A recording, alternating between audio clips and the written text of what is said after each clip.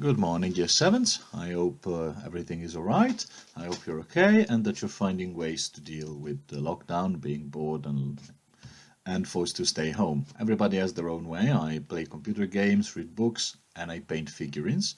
Like, for example, this is my war elephant.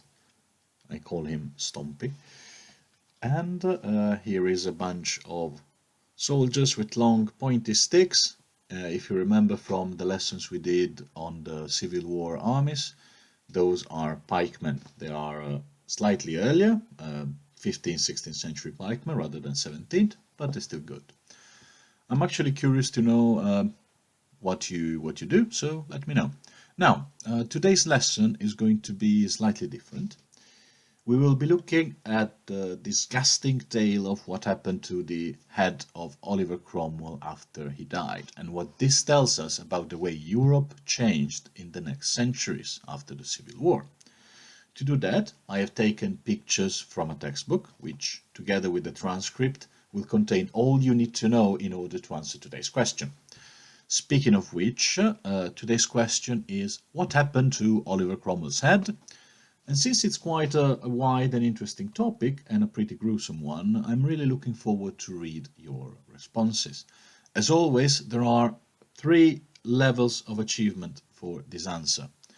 The lowest one is bronze, and in a bronze level you will need to describe 2 things that happened to Oliver Cromwell's head after he died. Then we go to the silver level. In addition to what you wrote for the bronze level, you will also need to tell me why King Charles II did what he did to Cromwell's head.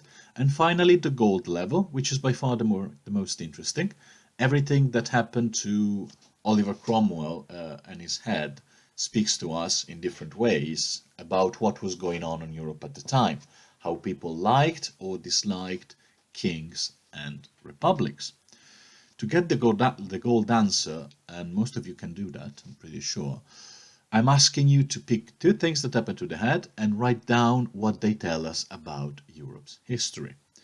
If you're not sure what to do, I will explain this later. Maybe it will be clear at the end of the video. And also there are some examples, okay? There are some examples at the top of the transcript when I described the single levels. If you need more information, you can use the online resources that I linked at the end, and you can always ask me questions. Answering is literally my job. So, if you're ready, let's do some history. Let's start by talking about the Restoration. Now, from our last lesson, you will remember that around 1650, Oliver Cromwell had been named Lord Protector of England, and he was essentially a military dictator who had taken the place of the king. Except that he was not king, he was appointed by Parliament. He kept the title until his death in 1658. This period is called the Commonwealth of England. Because England, of course, did not have a king and was more like a republic where the ruler is picked by the people or by the parliament rather than being born in power. Okay, you get to rule a country because people have chosen you rather than because you were born in the right family. The Commonwealth, however, was not very stable, to say the least, and after Cromwell's death, the army and the parliament immediately started fighting and arguing and would not agree on who was supposed to be in charge and how the country should be run. Initially, they thought of giving the title of Lord Protector to Richard, Oliver Cromwell's son, but he really didn't want to do that. It was not his thing, so he asked them to figure out some other way. To make a very long story short, the surviving son of the old King Charles II, King Charles I, remember the guy who was beheaded in 1649, was asked to come back and rule the country. But first, he promised to respect Parliament and to be less stubborn than his father. So Charles II, because he was also named Charles like his father was Charles I, so he became Charles II. Charles II came back, and this is the beginning of a new chapter in English history, the Restoration, so called because the monarchy was restored after 19 years of parliamentary republic. Now, Charles II did indeed respect Parliament later on, but first he needed to get his revenge. This is where our story begins, the story of what happened to Cromwell's head after the death of his owner. Now, the following tables, there is a table in the transcript, contains a timeline of the event, and it tells us what each event, I'm ending the transcript as we go along, and tells us what each event, how each event describes the historical period, what each event tells us about the historical period. Now, I would like you to use the table to answer the final question. So read the event, read the explanation that links it to the context, and rephrase it using your own words. This is a key passage. Don't copy it. Rephrase it. Show me that you understood what you read. So if you're ready, let's get into it. So in 1658, Cromwell dies and he is buried in Westminster Abbey. Westminster Abbey, you might have heard of it, is the place where previous English kings had been buried. What does this tell us about history? So it tells us that many people loved Cromwell and had a very deep respect for him. He was given royal honor after his death, a very big ceremony, and he was treated like a king with respect due to a king, because many people saw him as the savior of the country. If you remember from last lesson, not everybody agreed, and possibly the Irish had a different idea, but that is another topic. 2 years later, in 1660, Charles II is back. He wants to punish those who signed the death warrant for his father and cut off his father's head, and kills them. Cromwell is already dead, but on the anniversary of his father's death, of Charles I's death, Charles II ordered Cromwell's body to be dug up and hangs him again.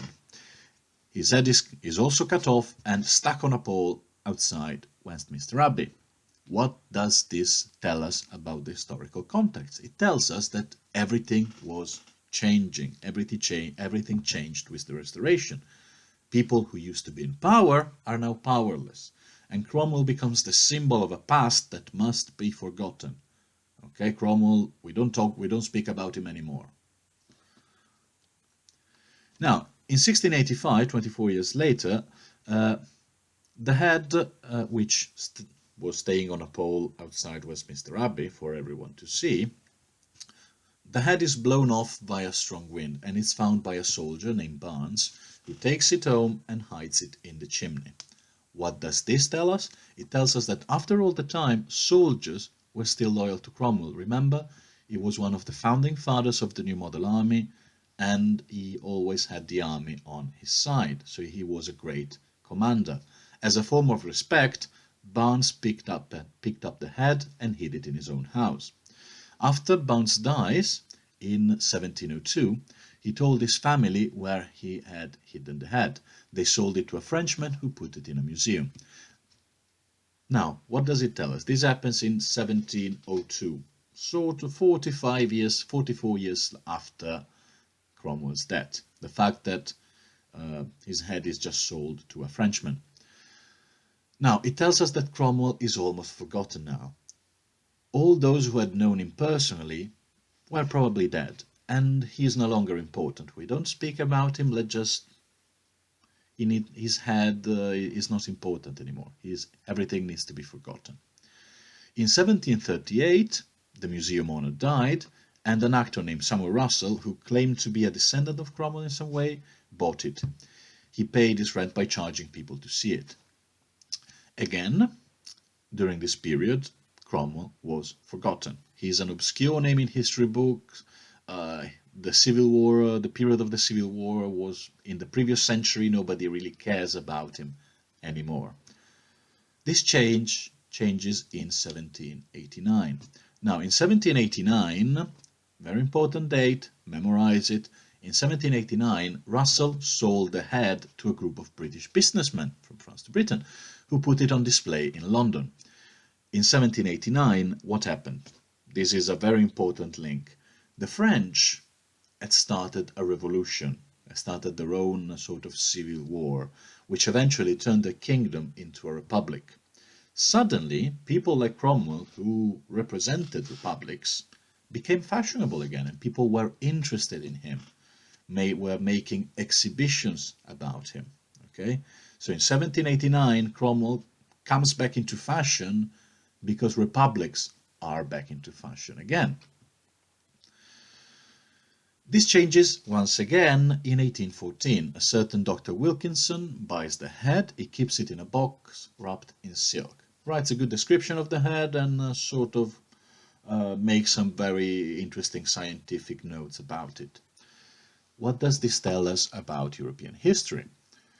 After about 20 years, the French Revolution had started a huge series of wars in Europe, but was eventually defeated. Most European countries did not want to talk about republics anymore. Okay, Cromwell's head, which was a symbol of a republicanism after the defeat of the French Revolution, goes out of fashion again, in a box, lock the box, put it in the warehouse. In 1935, or more than a century later, so the head stays in a box for about a century, doctors finally are allowed to examine it. Okay, they decide that the head is actually Cromwell's because it looks like his portrait and his death mask, and because it's been cut off with an axe, and there are generally some points of coincidence, so yes, it's most likely his actual head. The thing is that this shows us that Cromwell is now proper history. Okay, is not a symbol of something living anymore. People understand his importance and want to study his life, but is not the living symbol of dangerous or admired republics anymore. He's a historical curiosity, like for us. In 1960, Wilkinson's family gave eventually the head to Cromwell's Old College at the University of Cambridge.